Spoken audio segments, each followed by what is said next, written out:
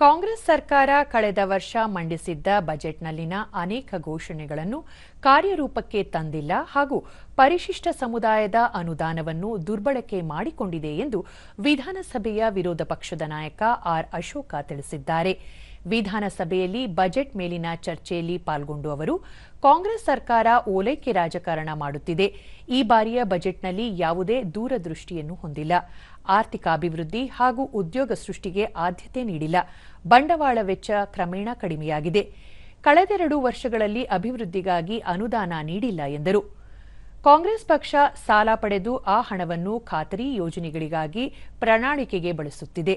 ಪರಿಶಿಷ್ಟ ಸಮುದಾಯದ ಅಭಿವೃದ್ಧಿಗಾಗಿ ಬಳಸಬೇಕಿದ್ದ ಅನುದಾನದಲ್ಲಿ ಅಂಗನವಾಡಿ ಕಟ್ಟಡ ನಿರ್ಮಿಸಲು ಪರಿಶಿಷ್ಟರಿಗೆ ಸೇರಿದ 4 ಕೋಟಿ ರೂಪಾಯಿ ಖರ್ಚು ಮಾಡಲಾಗಿದೆ ಎಂದು ಆರೋಪಿಸಿದರು.